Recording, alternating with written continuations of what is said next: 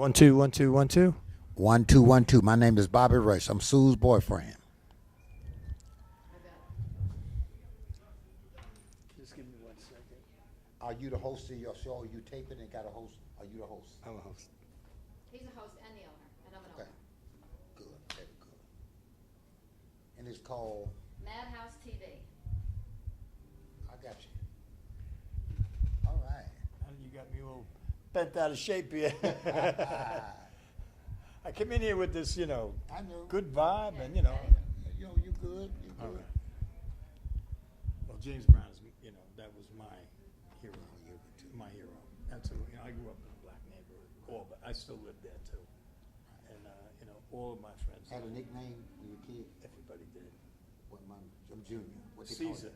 Caesar. Oh man. But I had Henny the Foot. I had them all. I know. And on your as a host, what you call as a host? What you call as a host? The Maverick Soul. Okay. But my name is Tommy Moore. Okay, it's all right. But the Maverick Soul is like, because I relate to you can be a good, it's all about the soul, All right, I am live in Ontario, Canada, with the one and only Mr. Bobby Rush. Well, tell me, how are you?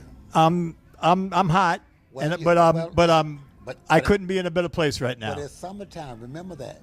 But if you think you're hot now, you wait till I get on the stage. Well, that's what we're all waiting I for. got the match and the light. Well, you are a legend beyond legends, and that is unquestionable. But I would like to just at least start at the beginning, because I do like to know where people got their heart and soul, and I do believe that your dad was a very big influence. Well, let me tell you something. My name is Bobby Rush, but my real name is Emmett Ellis Right. Jr. My father was a preacher, pastor of a church. He was my best friend. He was my father. I learned everything from my father. Right. He taught me everything I know, especially about the blues. He taught me, see, when I come up, everything was around me. If you sung the blues, it was the devil music, but not with my father. My father didn't teach me that the blues was the devil music, although he was a pastor and a Right. preacher. He never told me to sing the blues, but he never told me not to sing the blues. So with that, that's a green light for me. And here I am, Well, doing what I'm doing. what better idol could you have than your dad? I mean, Well, I feel the same way. I had a great dad that pushed me in the right direction, and Well, you live and you grow up with a whole lot of dads. When I say a whole lot of Right. dads, I'm talking about that I looked up to, the Louis Jordan, the Muddy Waters, the James Brown, all the guys. Yeah. They like fathers to me in music, that is. Right. But my dad was this guy who taught me my first song. I got to tell you, my daddy was. My cousin gave me a guitar, and I hit the guitar in a loft because I thought my dad was gonna be real mad because my cousin gave me a guitar because he knew I wasn't gonna take it to church and sing glory, hallelujah. I want to sing the blues with the thing.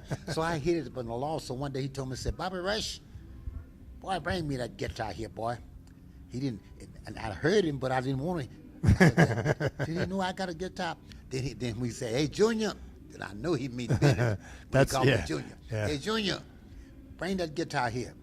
I thought he was going to throw it away. He said, let me play a song I used to sing when I was a little older than you to this girl. But I wanted to hear it because I thought he was going to sing about my mama.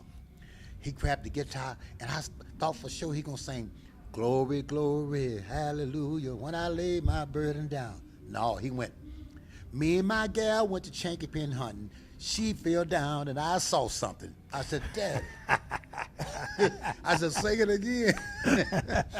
What I wanted him to sing the other verse, to tell me what he saw when she fell. Now I'm a little kid. I said, Daddy, sing it again. My mother was in the kitchen cooking. Now, he had his back to my mom, and I'm in the front of my dad. I had my face towards my mother and towards my dad. And he said, let me sing it again. He said, me and my gal went to Chankpin hunting. She fell down and I saw something. I didn't want to ask my daddy what he saw. I said, Daddy, how big was she? Oh, he said, she was real fat, boy. I said, what she had on? He said, nothing but a dress. In my little mind, a fat lady falling down, nothing on but a dress. Oh man, I could just visualize. There's a song. That's a song. There's a song. So he started me to singing the blues. Yeah, man. but he also played the guitar and played the played harmonica the too, guitar right? and the harmonica. Right, So I right. kind of That's cool. looked at my dad and looked over his shoulder, and that's where I got my thing from. Well, I also, I mean, we know that you are the living legend of legends. Like, well, you I'm know. the living legend of the chitlin circuit. Well, that's what I wanted to ask you. Yeah. And I mean, I don't want to jump the gun and go ahead, but I do want to ask you a question now, just soulfully now, because I'm a spiritual guy. Yeah. And I mean, soulfully, I'm also a singer too, and, Right, so I can relate. And like James Brown was my right, hero, right. and, the Temptations. was- I went over to Hitsville yesterday. you did. I tell you, it's still with me. I mean, know. I can't even tell you the feeling I had being there.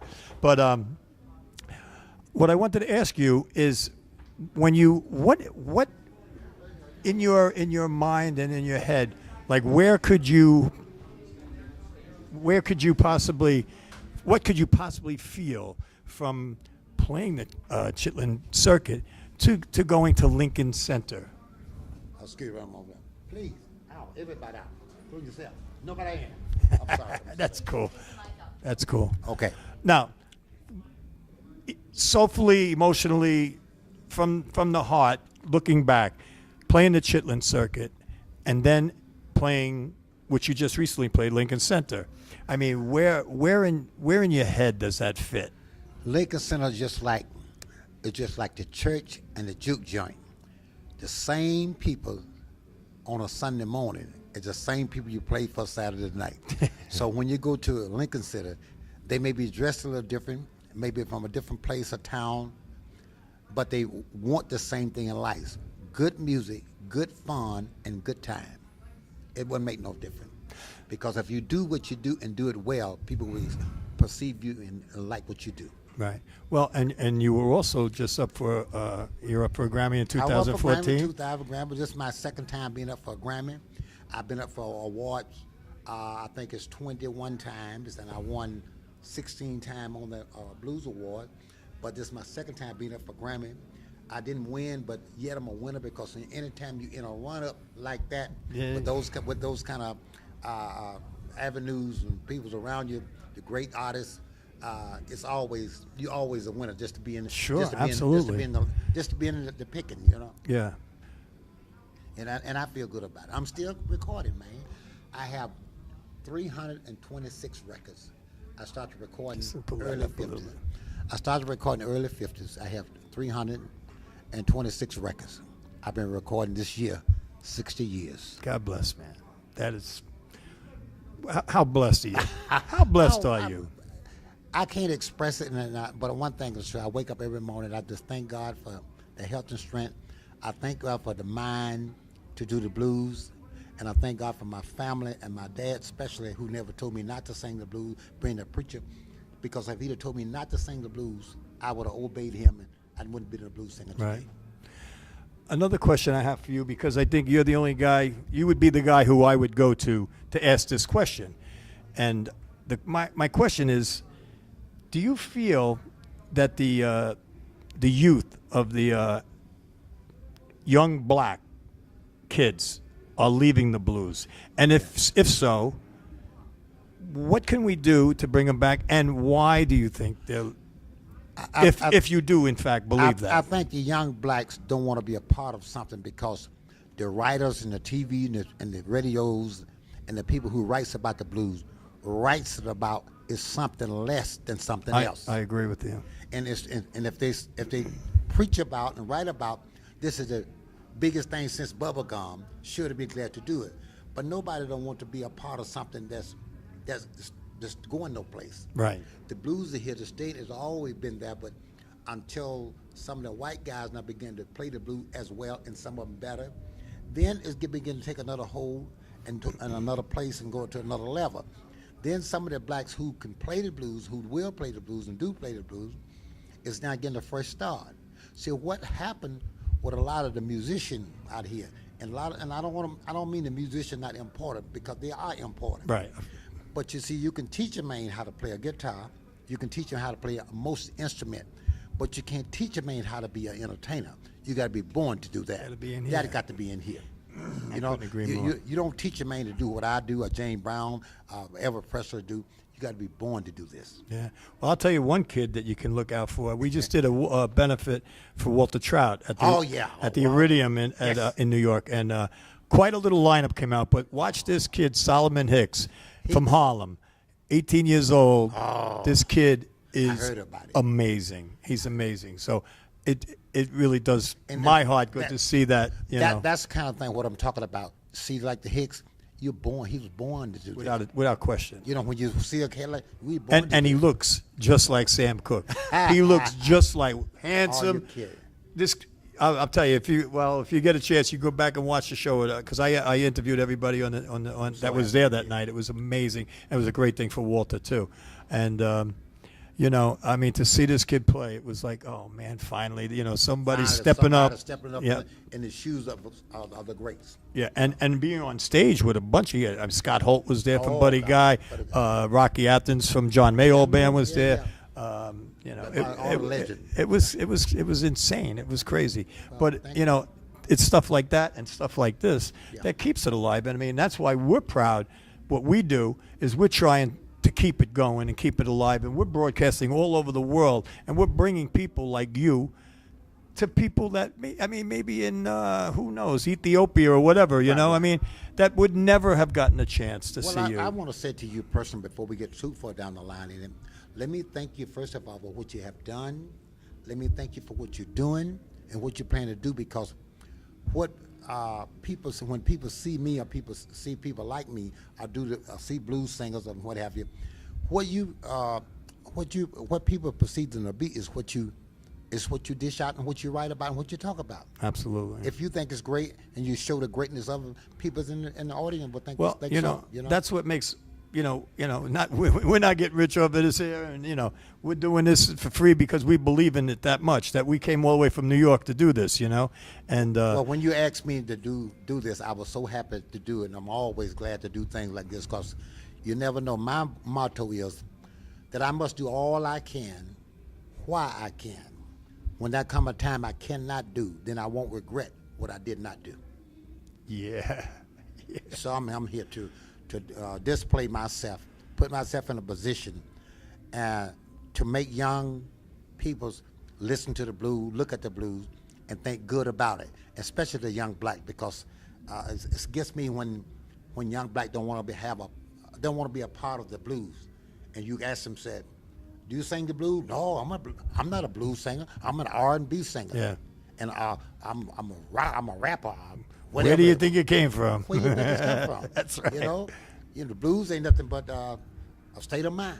That's right. Your state of mind. Blues will make you feel good.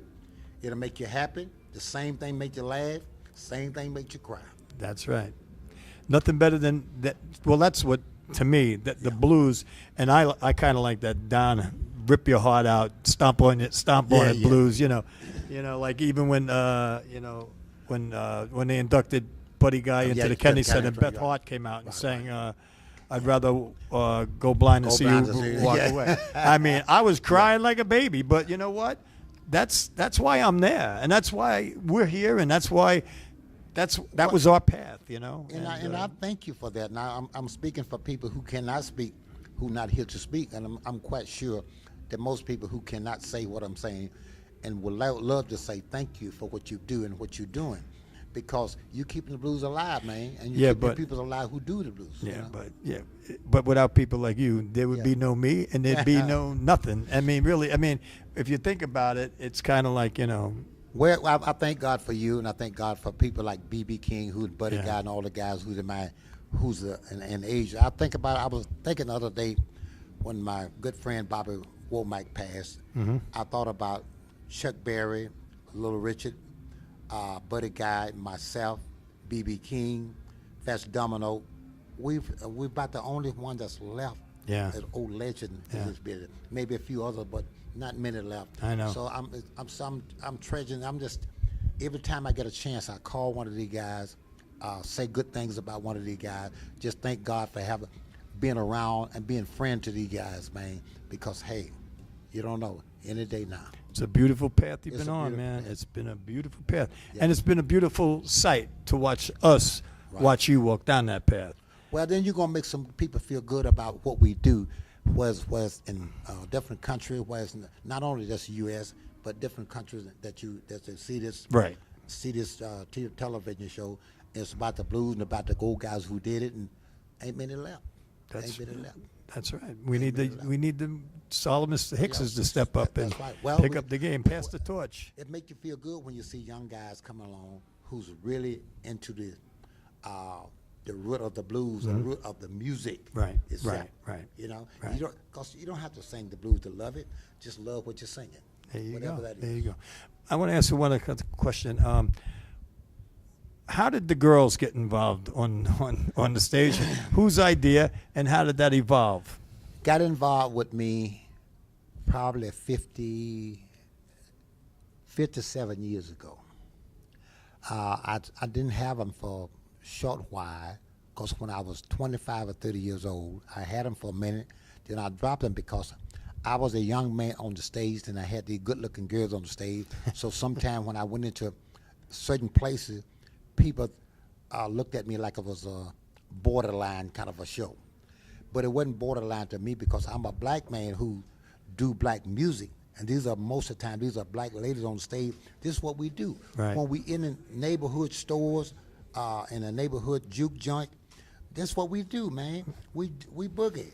Down We in the boogie. basement with that Down blue in the light, basement right? with the blue light. And then the girls be dipping snuff and the dress will be up to here. But that's what come in. It's just a party. All right. It's a party, man. So it's easy for me to think like that because it's come all the way back from Africa, man. I know. You know? Well, Bobby, I can't ever thank you enough. Well, thank I you know very they're much. banging on the door. Yeah, they you, want- you got something to do out there. I got to get out here So- on the stage and try to follow up with the young guys. These Well, young guys. when you're out there, you look directly into that tent. We'll be out there Thank you. filming you and boogieing down with you and just feeling every ounce of that soul that Well, you're thank going to you. send out to Well, that crowd. Well, thank and you. We're gonna do some new stuff, some old stuff, some good stuff, and never do bad stuff. Well, we're looking forward to it. Well, I'll thank you tell you. very much. And I can't thank you enough. Ladies and gentlemen, the one and the only legend, Mr. Bobby Rush. Good blues to you.